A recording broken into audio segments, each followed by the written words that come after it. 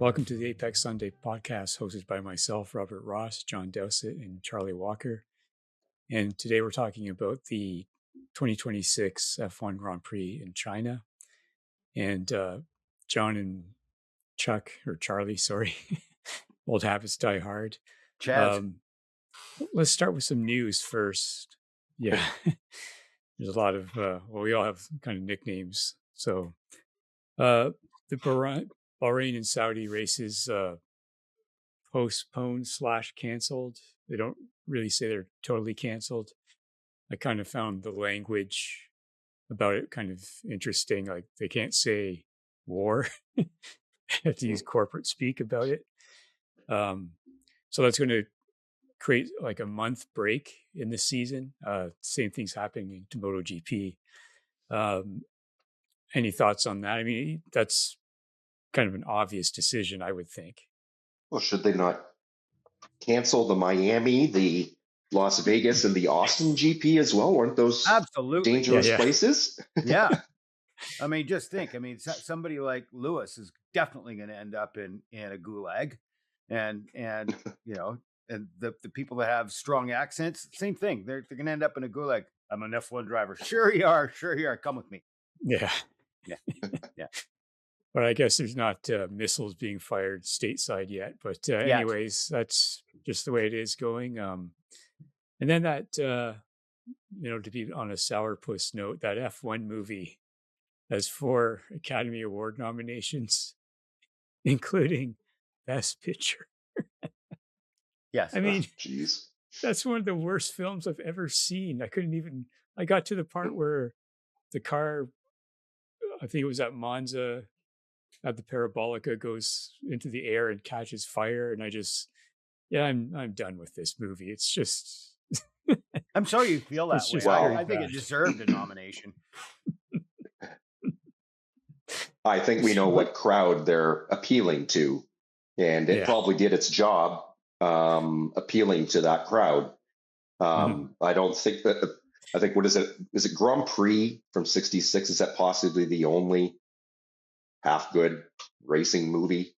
No. Other than, how about Le Mans? I've never seen Le Mans. Le Mans, and what about Ron Howard's? Well, Le Mans, I mean about Grand Prix racing. Okay. What was Ron Howard's film? My God. Oh yeah, sorry, Rush. Okay, that was That was a good film. I'm mistaken there. That was a good film. I wanted to hate it. I loved it. Right. But anyway, yeah. And even quite frankly, the 1966 Frankenheimer Grand Prix is a great movie. But you know what? It's sort of like the F1 movie. I mean, there's lots of lovey-dovey drama stuff in that way. There's a love interest. It's not really. I just thought the recklessness to violate the rules and smash into people and all that race after race. It's just complete fantasy. Yeah. So anyway, let's move on. Qualifying. We talked last week briefly about the not showing hundredths and thousandths. So they do show just the 10th until the end of the lap, then they show the thousandths. I'd still like to see the full thousandths, because again, you can see it happening in qualifying where it's not necessarily how close they are to each other. It's just the actual time itself, but small little thing. But what do you guys think about the qualifying, having 2 qualifying sessions? And then there's this one practice session, qualifying, sprint. Like, what are your thoughts on that? I like it. I'm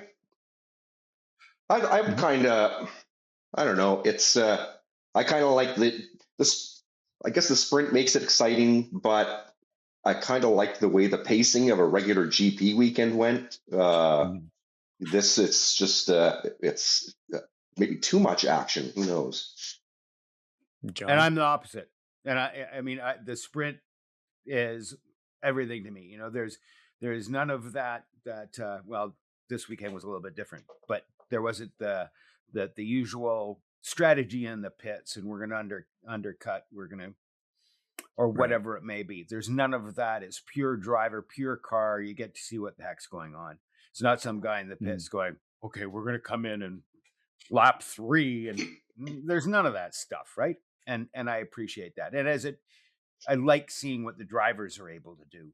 Qualifying gives the same thing.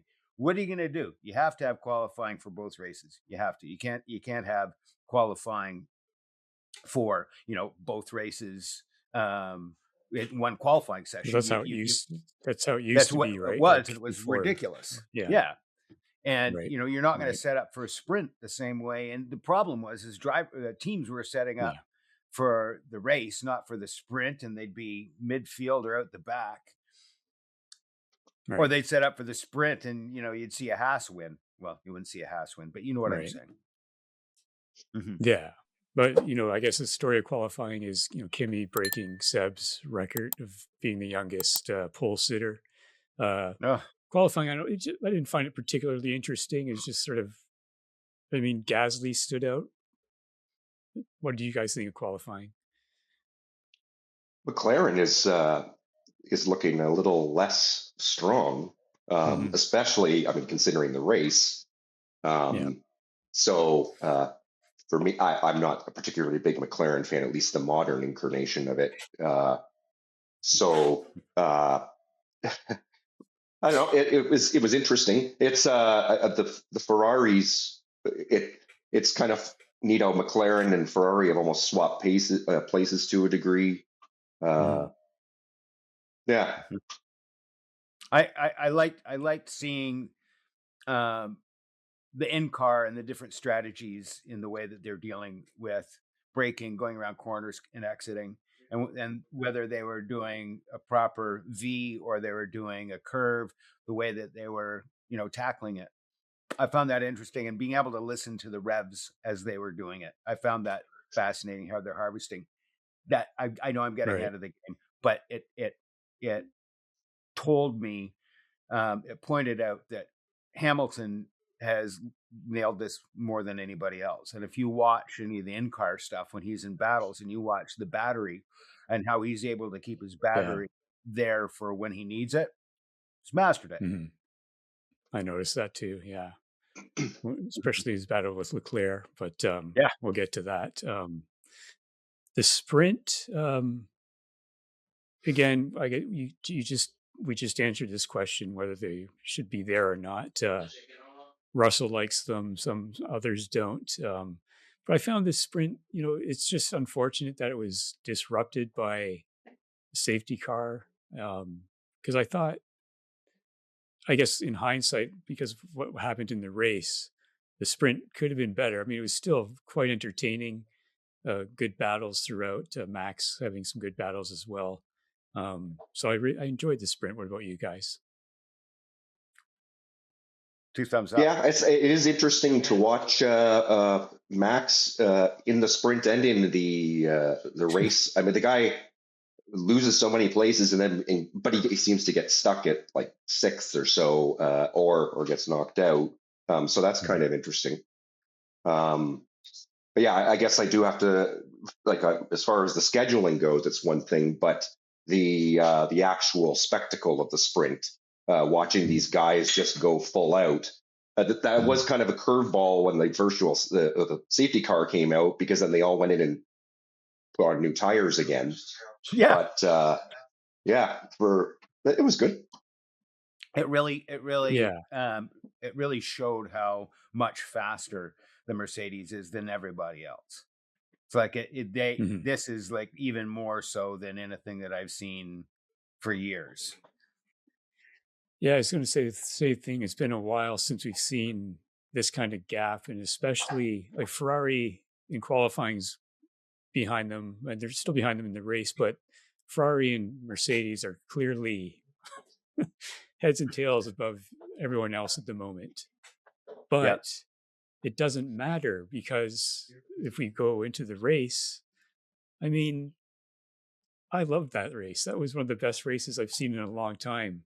I enjoyed the battles and you know battle at the beginning between the Mercedes and the Ferraris. There's the battle between the Ferraris and George Russell, then the battle between the Ferraris themselves. There's the downfield between Colapinto and all that whole field, the midfield stuff. Just great battles all around. I mean, it's been a long time since, we've had a very consistent interest throughout the entire race. There's not sort of these gaps where it's like you're going to fall asleep sometimes that we had in the last cycle of rules. So to jump ahead ratings wise is an absolute green flag race for me. What about you guys? What are your thoughts on the race? 12 out of 10. It's a green flag for me as well. I exactly what you said. And the direction was, the television direction was absolutely brilliant too, covering, everything right down to Gasly. It's just, and what a joy to have the McLarens out. And what that did to all the lower teams. All the lower teams were saying, "Ooh, we got a chance for points here." And who's going to get 5th to 10th? And they were all on it. They were very serious, and it was good. Yeah, I thought it was great. Yeah, I really enjoyed it. It was kind of a repeat of what we saw in the first Grand Prix in those opening laps, and that whole complex of corners in the first section, where it's like, okay, he's passed, he's not passed. Oh, like who's going to make it through? That's one of the more interesting complexes, I think, in modern F1 is navigating that section, and you get some interesting happenings that wheels rubbing and people wiping out, that type of thing. But no, I really enjoyed it. I thought that that dynamic between Leclerc and Hamilton, they got a little too involved with each other. If they had just realized that if we just keep this as it is, we can probably keep Russell behind us. But they started dicing, and then they left themselves open to being passed. So I was kind of hoping they'd keep Russell behind them, but that didn't work out that way. I think I could have passed them in the Mercedes. It's just that much faster on the straights. You look how it drives by cars, and it's just unbelievable. But to your point, Charlie, that complex, I mean, my God, it showcases driver ability like there's no tomorrow, to keep your foot in it on the outside when somebody's in the inside and not touch. Unbelievable. And then there was some in-car footage that was staggering of cranking around a corner 200 and whatever miles an hour, or 180 miles an hour, pulling 3.5, 4 Gs, and one hand steering wheel and adjusting the brake bias or the diff, God knows what. And I'm thinking, wow. Yeah, the spectacle seems far more interesting this year. Like the cars can follow each other way closer, right? Like I haven't seen them this close in years. Like they're just right behind each other all the time. And, this whole thing about passing each other and, they're not real passes and so forth. Over the course of the entire race, they are real passes. They all add up to the final results. And I thought, once that the Ferraris had given up on the Mercedes, they did a great job challenging them. Took Russell lap after lap before he got free from them. So that was great. But the battle between the Ferraris, I mean, that went for lap after lap after lap as well. And then, it was won by Hamilton a few laps before the end. But it's just a very, very exciting race. And I really appreciated the Ferrari battle. It was one of my favorites. It's really almost hard to tell what would be your favorite battle in this race. And how long has it been since we said that? We have always heard, I don't like watching F1. I like NASCAR because there's not any passing. It's a parade. The first F1 race I went to was 1971 at Mosport, and Jackie Stewart won by 38 seconds. So there never has been that, dice, which even takes what you brought up last time, Charlie, about Villeneuve battling back and forth, creating this legend. And it has, because how often does that happen? Well, now we're getting it every race. My God, it's wonderful. Mm-hmm. Yeah. Have you noticed how You notice how much oversteer is becoming part of the racing too? It's like it's drifting is almost part of F1 now. And I guess taking away the ground effect has really brought some of the skill. Like, can you sit on, can you control the horse as you're driving it? It's maybe we've left behind a little bit of skill through the corners, but the actual control of the car through the high-speed corners, but control of the car seems to be a bigger deal now.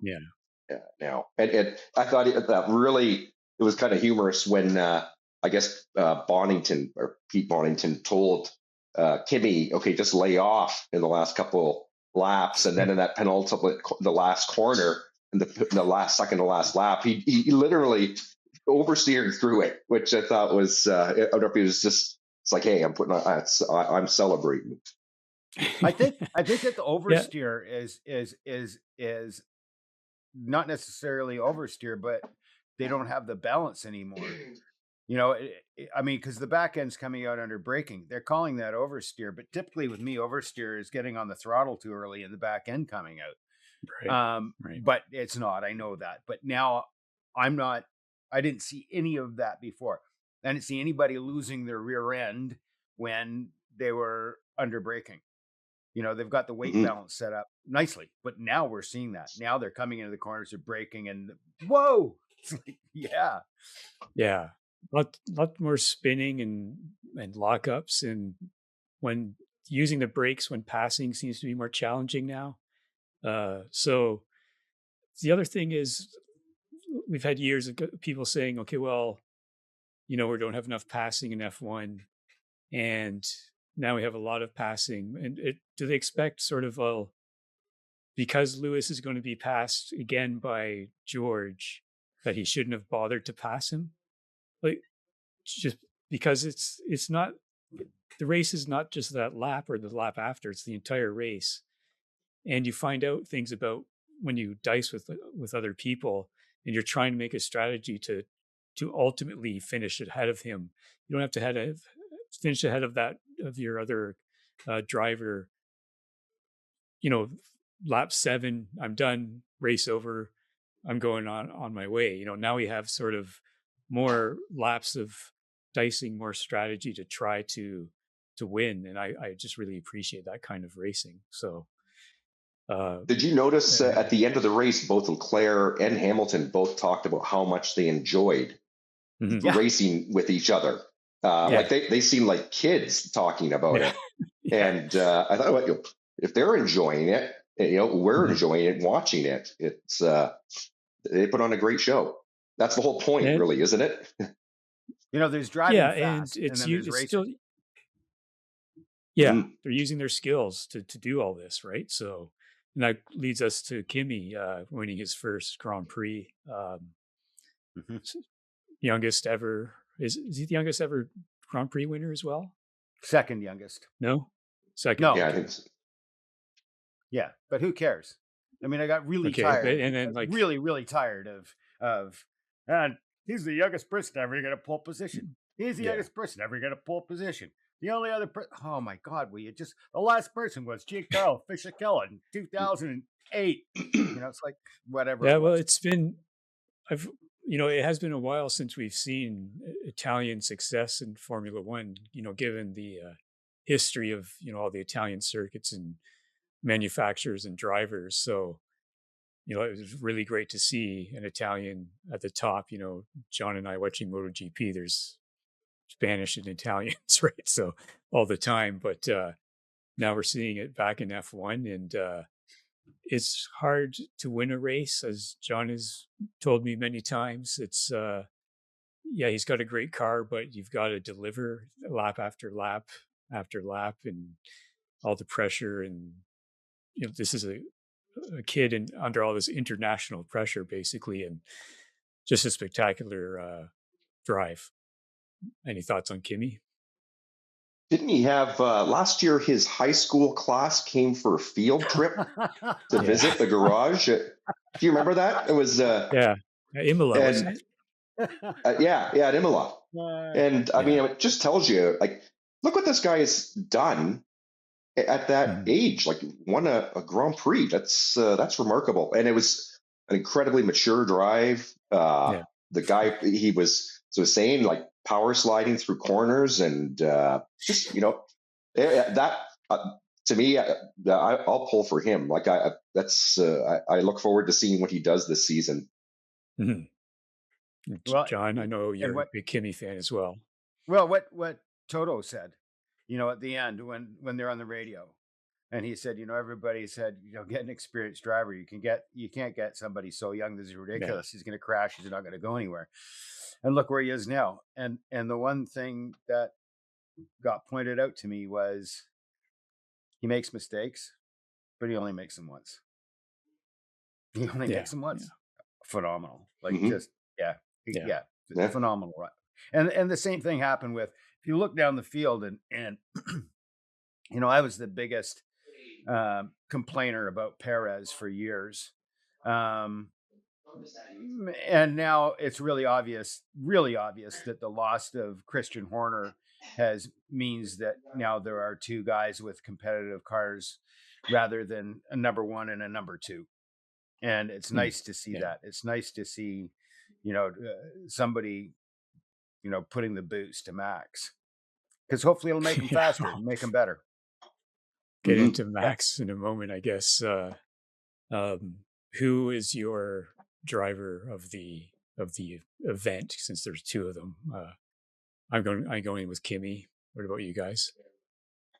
Well, Kimi, yeah, it was outstanding. That was a great race. I just like I sometimes I just skip the podium ceremony. This time I wanted to watch the whole thing, because that's a big deal to see an Italian up there, and so young, and he's got a good head on his shoulders. So he was great. Love that. I have a tough time choosing between Gasly and Hamilton. For a very long time, everybody's been saying, "Oh, just retire. He's done. He's lost it." And there are a lot of people out there not a lot of people that aren't so vocal, that know that he's still got it. It's just a matter of putting him in the right car and getting his mind in the right place, and everything is going to be great. So that was really refreshing to me. But I think it's Gasly. I think Gasly in the Alpine did what he did. That's phenomenal. Like, he's got a dog of a car, and he's where did he finish? Sixth. I know he qualified. Was he seventh or sixth? Sixth. He finished sixth behind Behrman. And Behrman, I mean, no, I can't pick anybody, because Behrman was incredible as well. It was great. Yeah. Lewis is really come around, eh? It's they're impressive. Yeah. And Lewis, like, he's a master around that first corner, like on the outside and so forth. Yeah. And to me, does it seem to you that, like, visually the cars seem faster again? Is it because they're so close to each other, or, like, I don't care about the lap times at all. Like, so they're, it's the racing that's so entertaining and so good. And, Ferrari is still behind, but they're still on the podium, each race on the sprint. So for the first time in, frankly, a long time, I'm looking forward to the next race in this season. So, but that gets us into this whole so-called yo-yo racing, the real fans, real racing debate. No, Max lost his temper again, I thought. And if you like this, you don't know racing. As a statement. Mario Kart. Didn't he say Mario Kart? He said that as well. I've said in the past, like, outside the car, Max is sort of a Mansell / Senna hybrid, emotionally and so forth. So he's not happy with the new rules whatsoever. And then Leclerc is like, I love the battle with Lewis. It's cool to see Formula One like this on track, like, he just loved it. And Lewis loved the battle as well. So I'm reminded of, like, people saying, like, yo-yo racing, well, they use the battery, so it's fake passing. And I thought, well, does that mean slipstreaming was fake? You'd slipstream one car, and then on the next straight, they'd slipstream you. You have to figure out how to eventually stay ahead of, get away from the slipstream. It's a very similar kind of thing to me. I just don't. What's why is it so strong? The reaction, like, oh, I turned this off. This is fake racing. Like, I guess we probably shouldn't even waste our time thinking about it. But what do you guys think? The only I think thing I I was can add. watching. Go ahead, Charlie. Oh, I was, Peter Windsor. I sometimes watch his feed, and he was just talking about the fact that racing just evolves, it just changes, and it stays. John, you were talking last week about well, Rob was talking about V10s, or just go back to something, a normally aspirated engine, but we're supposed to be the leading edge of technology. And you just change the way you drive. Like, this is the format. This is what racing is, and you either adapt to it or you don't. And I'm usually a big Max fan, but I think sometimes it's a bit much. Just drive the car. Yeah, it's weird too because he's so into different kinds of motorsports where they have all this kind of things and strategy going on. I guess he wants it to be full, like full on all the time, kind of like a sprint, kind of nonstop. And it's just, I guess it's just not going to happen. But yeah, I don't understand. John, any thoughts on this? Well, I mean, he has to change the way he drives, and he doesn't want to do that. He Yeah. is somebody that I'm the opposite of Charlie. I've always kind of despised Max. I see him as a dirty driver. He's copied a lot of other driving styles of other drivers, but he is a brilliant driver. He is like one of the best drivers for sure. He's one of the best drivers. But now he has to change that style, and he doesn't want to. And what are the core aspects of being a race car driver, and one is depth perception and how late can I brake, and if I brake a little bit later than that, how am I going to get around the corner so I can pass somebody? All that's out the window now, isn't it?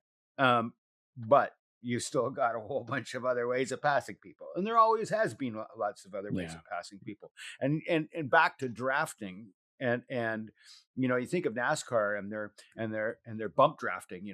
They're bumping front to back bumper to push each other faster. And in Formula One and in world sports cars, I talked to some drivers last year, and they're saying it's about 120, 130 feet to 200 feet is the prime place for drafting.